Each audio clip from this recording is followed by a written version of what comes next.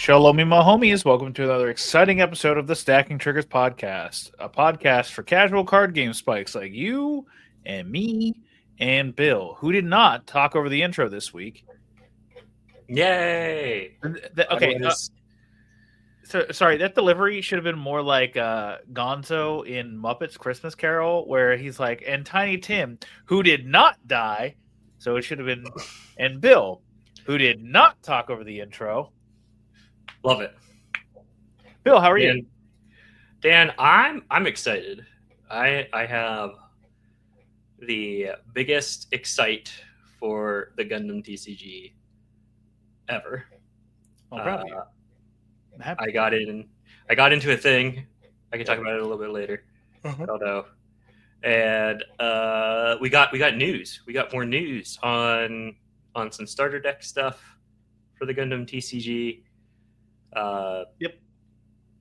Not a lot right now, but I'm sure more will start to trickle as time goes on. Well, yes. I mean, considering the fact that the whole goddamn thing doesn't release until July, then yeah, we have quite a bit of time between now and July to get some Gundam news. I know. I want more news. I want it faster, Dan. Well, I have bad news for you. You're going to have to wait 5 months. All right. On today's episode, it's obviously going to be Fortnite card games. We're going to talk about those Gundam things that happened at some Japanese event. And then it's back. The cheat of the week. We have a cheat that you guys need to be aware of because everyone's going to be, people are going to be talking about it. And I think for extra reasons of why people are going to talk about it. But before we get into that, it's our Fortnite and card games. Bill, how did your Fortnite and card games go? Very mid. Very, very mid. So, again, my store's still doing standard because that's the RCQ season. They had their standard RCQ. I had a kid's birthday party to go to. I guess They had exactly 8. So they had all of 2 rounds. No, you're supposed to have at least 3. I don't know. You're supposed to have 3. Oh, okay. Maybe it was 9 people. The owner said you would have only had to win 2 rounds. I mean, if by that they mean like you would have only had to win 2 rounds because you would have been able to draw in your last one, then yes. I don't know exactly what they're meaning, honestly, because I didn't care. Dan, I don't care. We're still playing standard. I've been doing Boros Burn. Last week I went 2-2. We've had a giant influx of people all of a sudden randomly. So now we're up to 12 people instead of 4 or 5. It's not bad. So we go for 4 rounds. Payout's good. It's 70, 30, 10.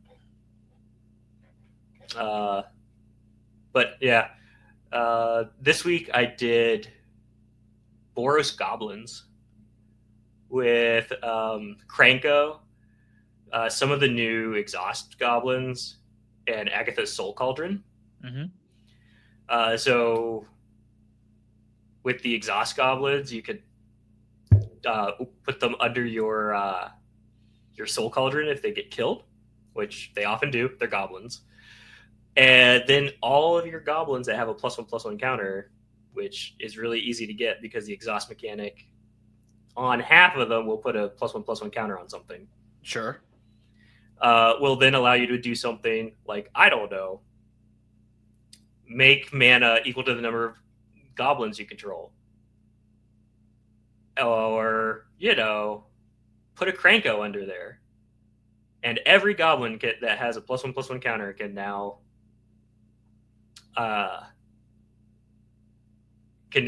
make goblins equal to the number of goblins you have.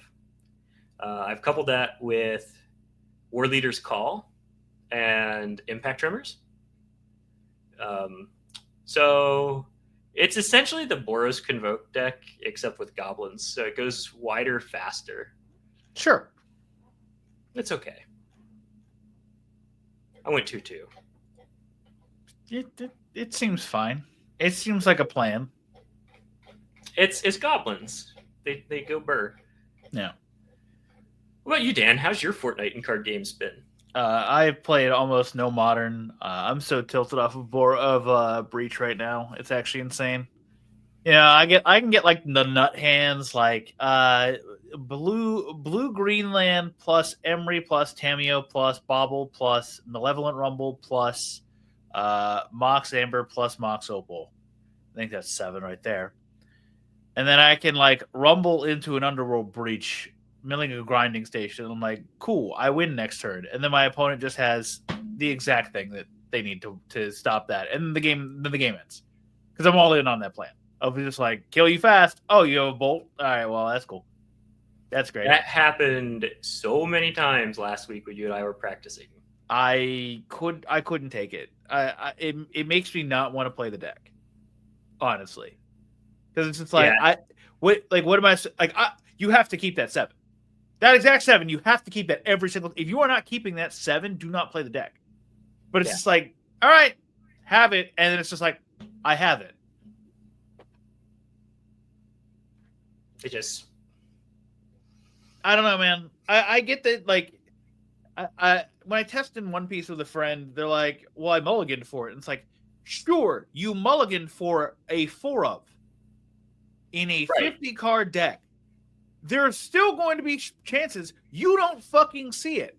Unlike every game. There's just no way you should see this card every game in the first 3 turns every time. I know. I have no idea how. It's like I was on the Blink deck, and I just kept getting what's it called, Emperor Bones, on turn 2 somehow. Yep, just every time, and it's just like I don't know how. Ends. Yeah, and the game ends. I can't beat that on turn 2. I can beat it on like turn 5. I can't beat it on turn 2.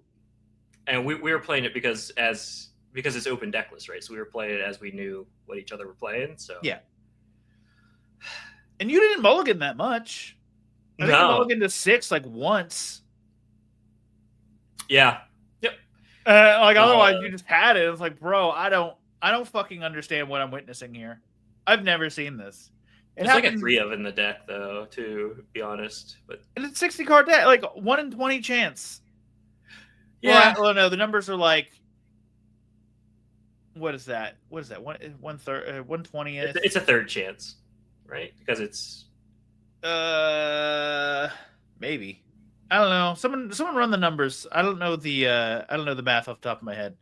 But like opening 7, like what's the chances of seeing a 3 of in your opening 7? Yeah. And really opening like 8. Yeah, because you went first a lot too. Yeah. Okay. Yeah. I can't beat this card. I don't have a bolt for it, so I die. So I did see after the RC, it looked like they started bringing in 2 unholies and 2 bolts. I think that's a little. I can't remember specifically. I did see they started bringing in removal though. The thing that the deck used to do was run just 4 unholy heat, but you coupled that with 4 1 ring. So basically, like your objective was, I'm going to play enough removal that you don't that like by the time I get to the 1 ring, the game is locked up. Mm-hmm. That's it. It was the only reason. So like now with like Mox Opal, they were like, let's be leaner and faster.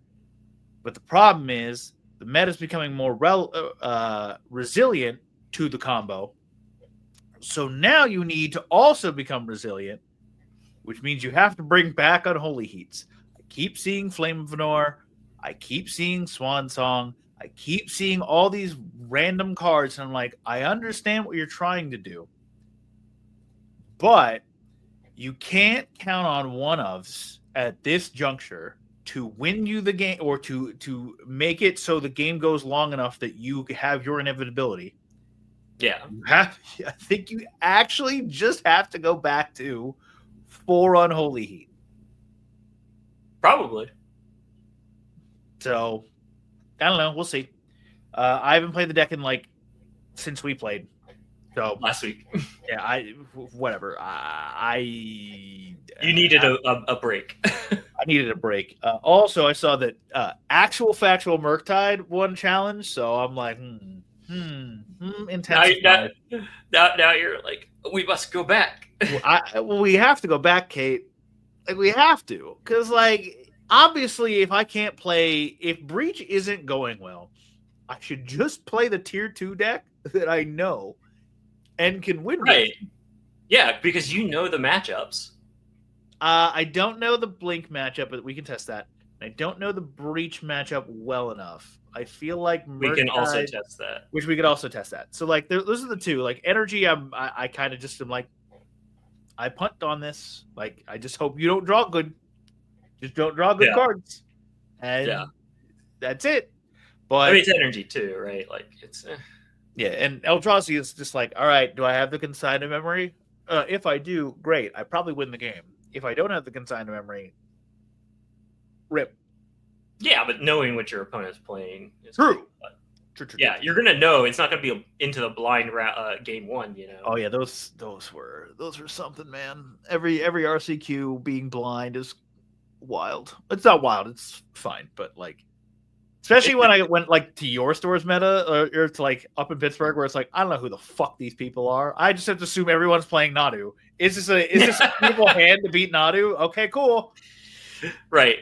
Oh, they're not Nadu, but maybe they are because they have Titan and Nadu. Maybe they have Titan and Nadu at the same time. Maybe at that point, subtlety is excellent in the deck. Maybe subtlety is just the best fucking card.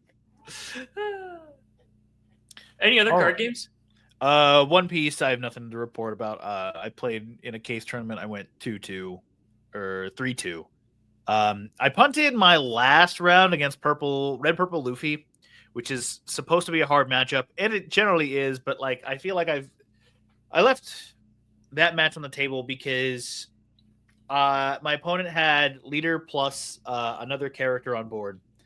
And if they don't play another character, their swings are 11 and 12, which are how much counter? That's 7K and 8K counter.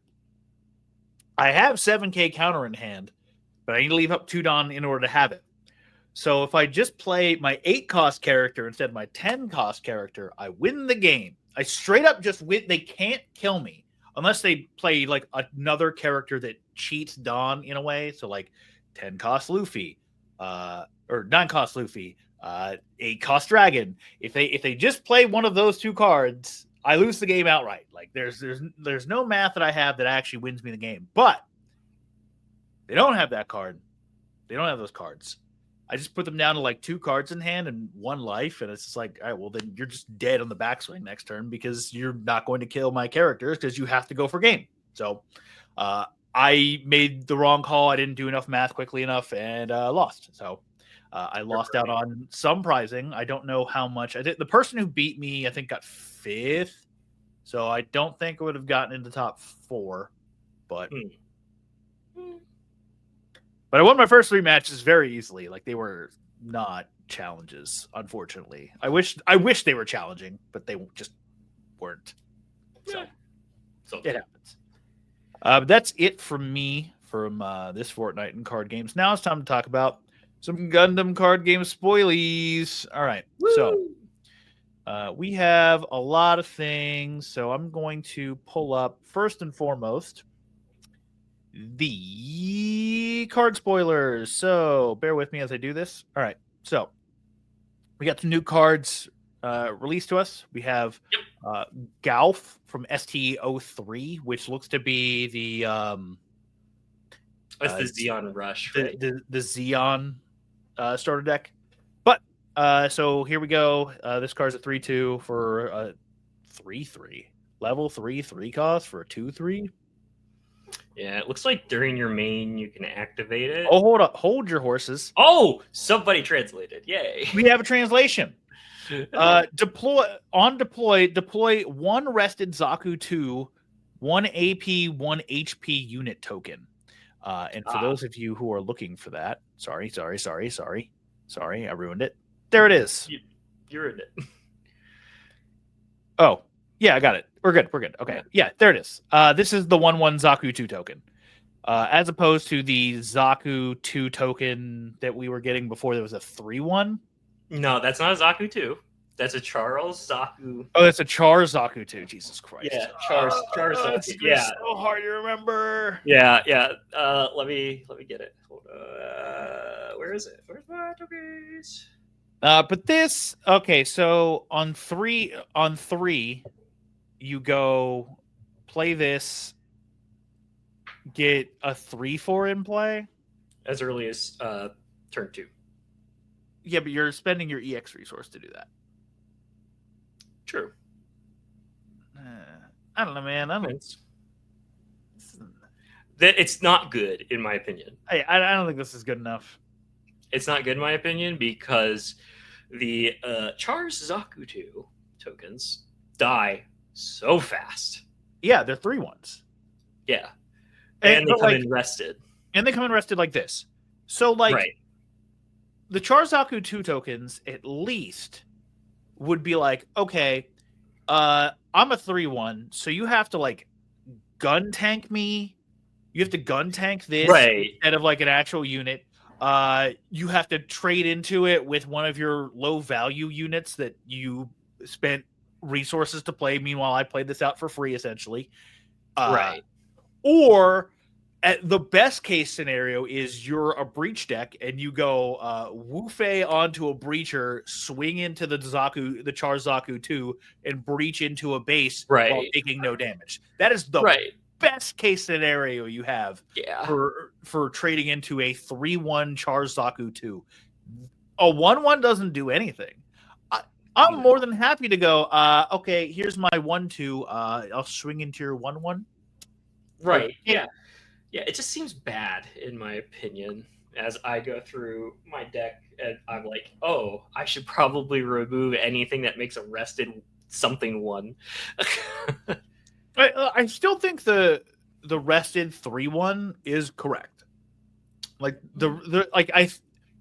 because you essentially have set up a blocker for your base or your shield. So you're just like, this thing, if it untaps, will wreak havoc because like there's not a lot of strong units over like there's a decent amount of strong units over 4 toughness, but like they're mostly like Wing Gundam and Gundam Ale Strike, like the LRs. They're generally going to be the LRs and linked units that are going to be that strong. So I think a 3/1 too, just normal pairing units, yeah. But like I think having a 3/1 is always going to be just better than a 1/1. So I agree. I agree on that. Yeah. So seeing this 1/1, it does not get me very excited at all. No. The only thing I could see, like with that being maybe good, is if there's something that's not spoiled yet that says if a unit comes in rested under X toughness, unrested, right? Yeah. Oh, can we not? Can we actually not? Because then Charles Zaku 2 comes in and rested, and it's like, right? Yeah. Like, oops. Like, imagine going like Fall Mel with that, and be like, all right, I have a 3/1. Have fun. Yeah. Yeah. Like, see, there's lots of space for them to play here, though, right? Yeah. Like, this is like we have nothing as far as the game. So, yeah. It's exciting. So something else, we do have a link with Ramba Raw. We don't know what Ramba Raw is yet, or what He's Ramba a pilot. Raw does. Well, yes, but like what they do on Link, I should say. Yeah, that's true. So that could change things, but like I think if you want to get good at card evaluation, I think you have to look at like the vanilla test, and to me, this feels like a draft chaff common where it's like, it's a 4-mana 2/2 that makes another 2/2. And it's like, okay, sure, that gets there. That gets you 2 bodies, but like also like That But sucks. you're spending 4 mana for two tutus though, so it's 4 Yeah. mana for 4 power. It's not bad. It's not awful, but like It's a bear. yeah. It's 2 bears. No, I think early on, I think this might be fine, but We'll see. as Again, of now. this is coming in a starter deck too, right? Yep. It's a common from a starter deck. Yep, STO3. Speaking of which, the next common that we have is this Riwola from STO3. So STO3 is going to be green red, seemingly. All right, so this does the this is a a level 3 2-cost base. It's 0.5, which I think is pretty standard for base toughness. I think most of there's a couple I think that are below 5 toughness. Yeah. So like side 7 is a 0.4. And I think there's another one. Okay. That's lower. Sorry. All right. So first, deploy this card. I think that's standard also with most bases. Deploy, add one of your shields to your hand, then choose one of your opponent's units with AP 5 or less, deal 1 damage to it.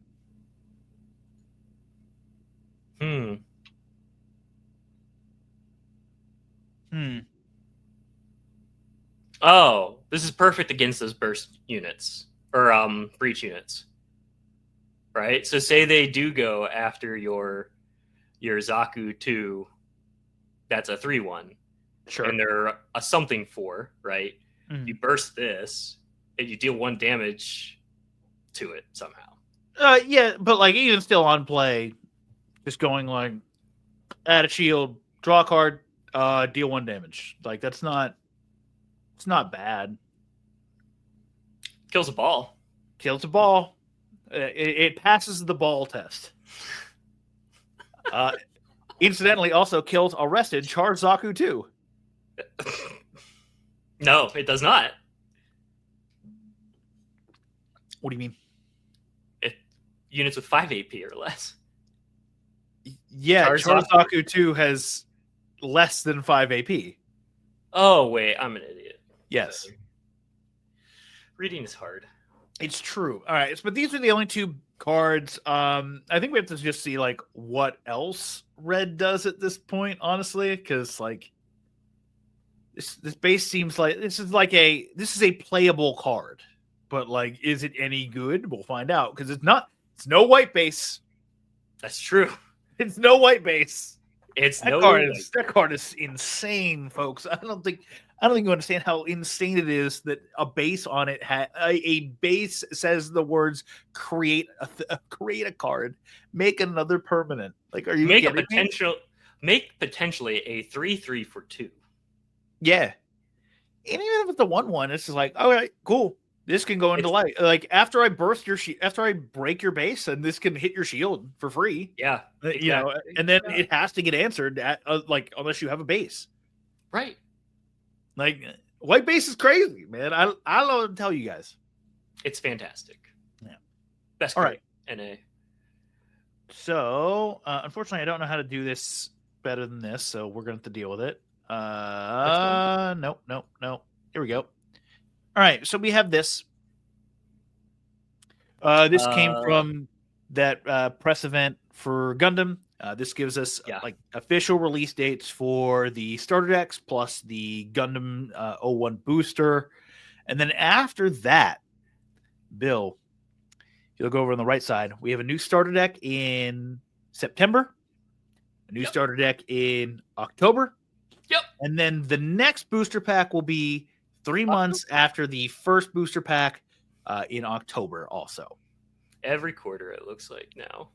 Which, that's about right for Japanese card game releases. They generally release like 1 every quarter. Yeah.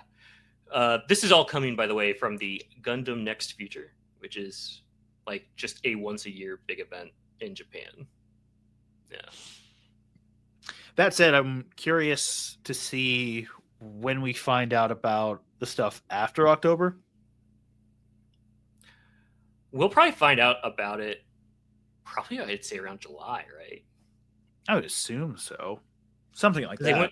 Because it seems like they're wanting you to know about the sets They want you to know about the next 2 sets before they're released, which is very Japanese because like they're doing a worldwide release with this, as opposed to One Piece where they're not doing a worldwide release. They're like 2.5 sets ahead of us right now. Like they have a whole new starter deck that they have out there. They have Extra Booster 2. They're currently playing on OP10 and OP11. We are currently sitting in OP9. So, damn. By the way, funny thing. So for Worlds, it's playing in OP09, which is our current format, like the West's current format. So that means like the East is going to roll back 2 formats. Would you like to guess, Bill? What form? Now, here's the thing. We have a weird thing. The country of South Korea has a weird release schedule. Would you like to know what set they are currently on? 8? 7? 5? They are currently spoiling OPO5. They are currently in OPO4, and the Koreans are going to have to get a crash course through the Sakazuki meta, into the Rob Lucci meta, into the BY Luffy meta, into the Dopey meta. How are they so far behind? I don't know. If you are a South Korean One Piece player, please tell me. Or if you know anything about this, please tell me. I'm very interested. But yeah, they are 4 sets behind. They still think I would be Whitebeard so is the mad. goat. I would be so mad. Oh, I love it. I would move countries. In fairness, there is The Sims, so I'm sure they've played OPO9 already. Right. Yeah, they're probably testing it, but yeah. Oh god. Ugh. So yeah, good thing we have a worldwide release for this fucking game. I'm so happy it is because it'll be all the same. Yeah. All right, and then there was also a why is this so hard? Why can't this do this right? This is the one thing I don't like. All right, to go along with this, we have some Gunpla. Mini Gunplas. They're not mini Gunpla. They're just minis. They're not minis. They're not Gunpla. It's Gundam Assemble. That's right. Yeah, it's Gundam Assembled. So these are the extra fancy starter decks. The normal starter decks are like $11.99 MSRP. These will be like $34.99 MSRP. Yeah. But they will each come with all 3 of these little minis that you see. So yeah. If you're somebody who is going to be super into this game, this is for Bill. My recommendation will likely be buy one of the assembles and then one of the regular starter decks. It'll run you about $50, like for a whole set. But again, it's a Japanese card game. Yeah, they love for some reason to only print 2 of the SRs per set. Per yeah, you know what I'm talking about, per deck. So you have to get 2. So if you want the mini, just spend the $50, which obviously up front is like $200 for all 4, but it's what it is. This is only some of them. I'm not going to go through all of them because we're going to do the bullshit where I can't present properly. So we're just going to live with our lives. Yeah, but these are cool. I still need more details on Gundam Assemble. They're looking neat because it looks like it uses the same kind of movement that BattleTech uses with hexes instead of like free roam. Sure. So it should be really easy for people to pick up. Yeah, and that seems to be the whole thing with this Gundam stuff. Is it's easy to pick up. Unless you're our pre-release bonus, then I don't know what to tell you. Listen, it's fine. the American education system has failed us. It's okay. True. All right, and then we also, this is the last thing, we got news of a Gundam Base Mobile at Irvine Spectrum Center. Yeah. All Yeah, right, so this is in California. Yep. This is a demo, like a demo from like March 1st and 2nd, March 8th and 9th, and March 15th and 16th. Which, like, that's crazy that they're going to have this entire venue for 3 weekends. So this the base mobile thing is actually it's just a trailer that they take from location to location. Oh, okay. With tents. Yeah, so this could just literally be in the parking lot. Oh, yeah, that's just like a pop-up thing. Okay. Yeah. Yeah, they pack it up during the week and it's fine. Yeah. All right. Then you got demo decks. It looks like we're gonna. These have are just gonna be the green. Yeah. I don't know. I have no idea what are in these. This is the thing I'm upset about. Giveaway at EX Resource of Relina Peacecraft. I honestly don't care. I don't like her. You shut your mouth. You shut your whore mouth. Relina's fine. She gets better as the Gundam Wing series goes on, but yeah, she's very. Her character motivation in early Gundam is like, this boy is so mysterious and won't talk to me. Let me. I'm so bad he won't talk. Let me obsess over him, and it's like, okay, Mom, I can fix him. Yeah, it's very Mom, I can fix him, but anyway, whatever. All right. Anything else with this, Bill? Yeah. If you scroll down, there's also did you want this sticker? Is that what this is? You want to show the sticker? I do want the sticker. Yeah. So this is just like if you show them that you followed them on social media, you get a sticker. Kind of cool, but like, what about me, who's not in California? Hey, I got sad news for you. California and New York get the cool things only every time. It's only those two areas get the cool things. And Florida apparently, because the mobile thing was in Florida. Like, oh well, okay, yeah, Florida too. Sure. I don't know.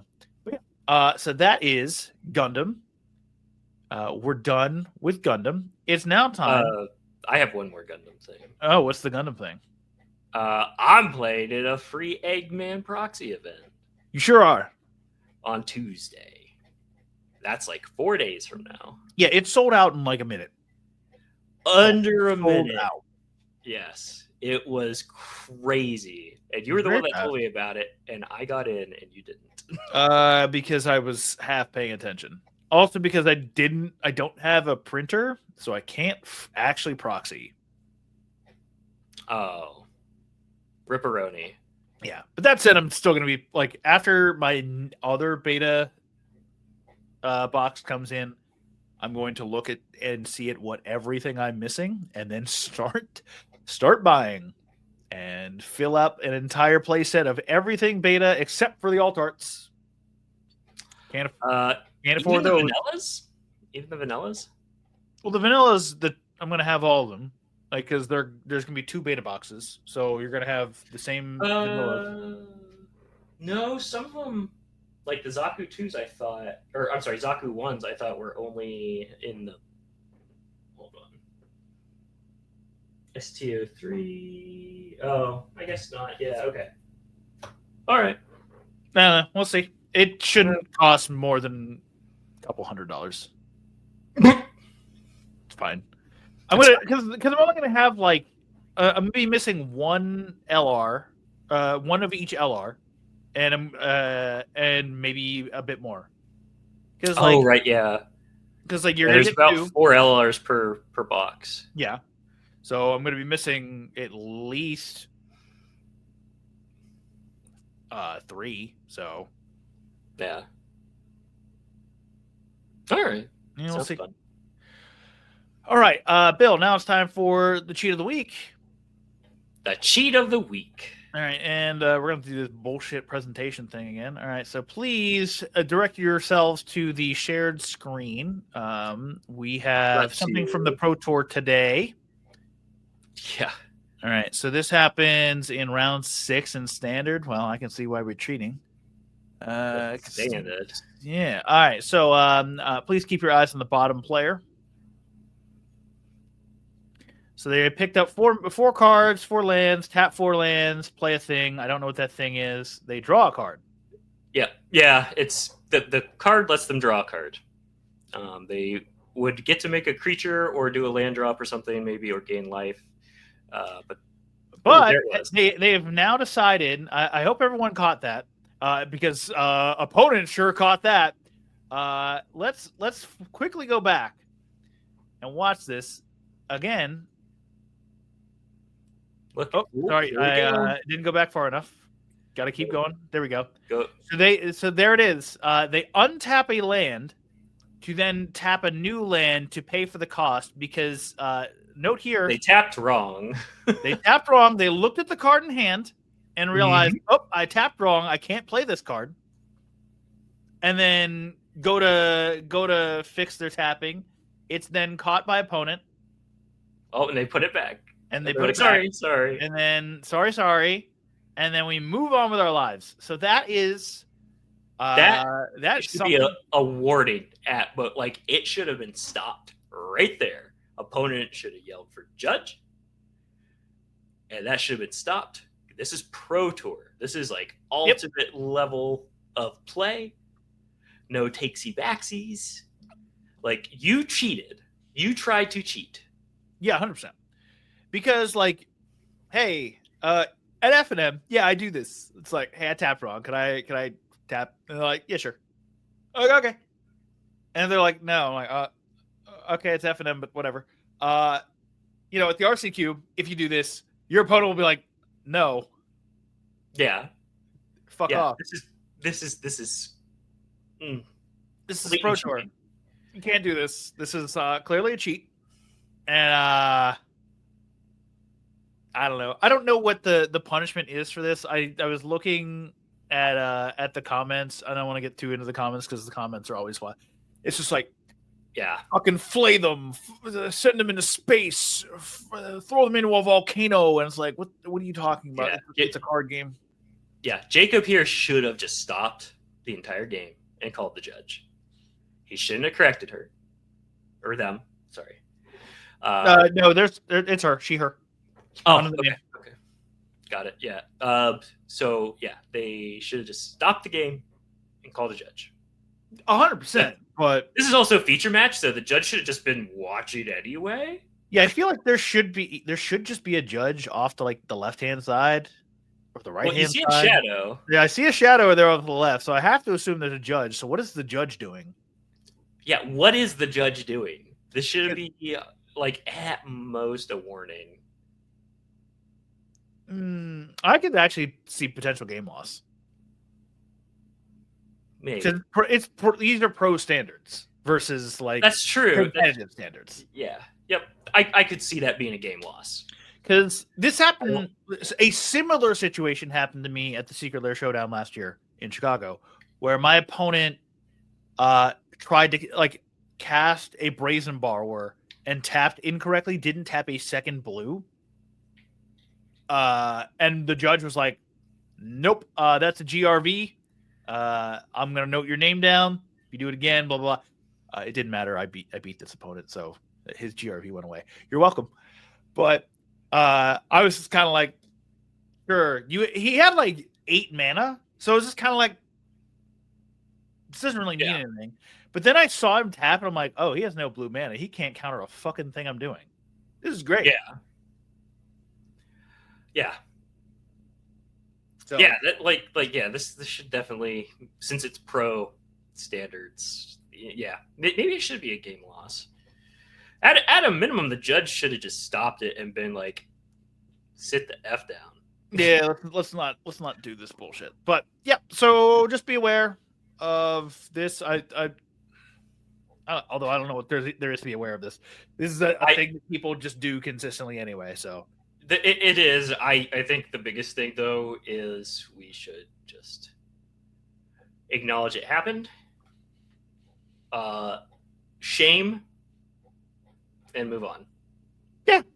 Like no throwing people into volcanoes. No trying to assassinate their family before their eyes. Just let's be normal. Yeah, I'm terrified to go look at the comments, to be honest. Because it's a woman, and like that's Yes, also part of it.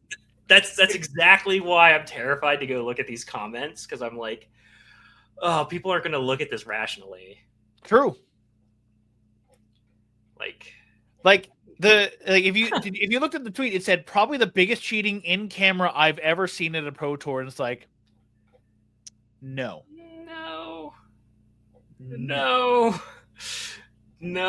I'm pretty sure the grief guy was bigger. Oh yeah, the grief was 100% more egregious. Yeah. Like this is just, you're just adjusting the mana because you tapped it. It's unfavorable to you. Right, yeah. It's not like you're looking through it's not like, I don't know. You're not stacking your deck. You're not stacking your deck, which, like, this was, like, known information to everybody, and your opponent is being like, no, don't do that. You can't do that. Yeah, this is something that could easily be caught and corrected by the opponent, which it was. Yeah. Stacking your deck, no. That can't be caught as easily.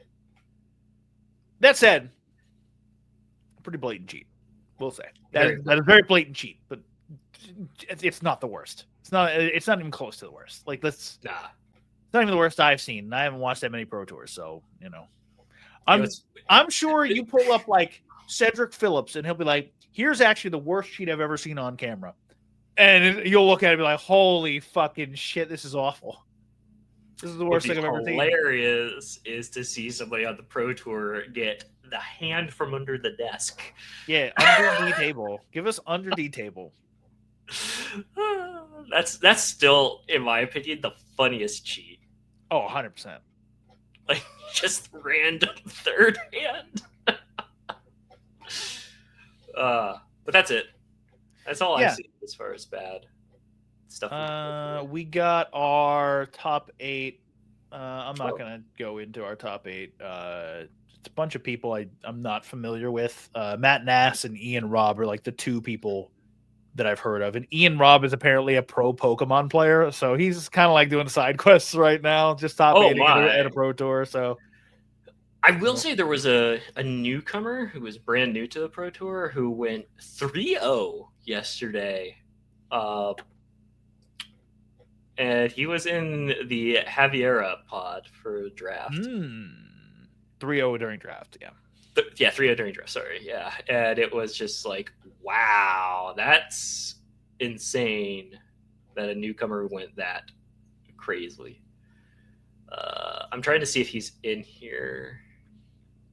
I don't think so. Looks like he dropped down. Funny enough, for those of you who care about standard, this town ain't big enough. Apparently, card that most people want banned, 0 copies in the top 8. Really? People want that banned?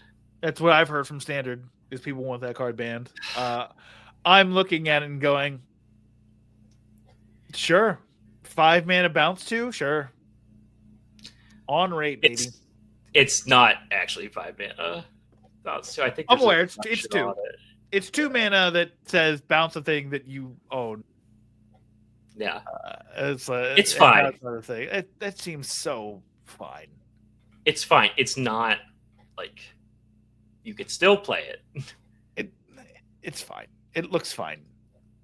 It looks like a Magic card that exists. Like it is a card.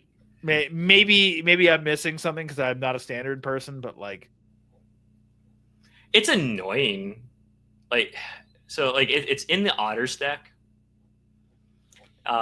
There's some weird Otter control deck that it doesn't go infinite. It just makes an extremely large amount of prowess creatures that are very tall. And it's annoying. And it slows the game down. But it's not broken. Sure. You can counter it. Give your shit hexproof. It works. It's fine. Yeah, whatever.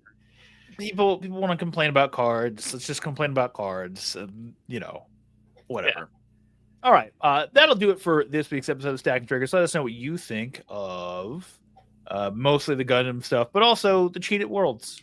or not Worlds, the Pro Tour. What do you think about those two things? Let us know in the comments below. Leave a like, subscribe if you like watching the content. And yeah, that's it. So until next time, this is Dan saying keep calm and spike on.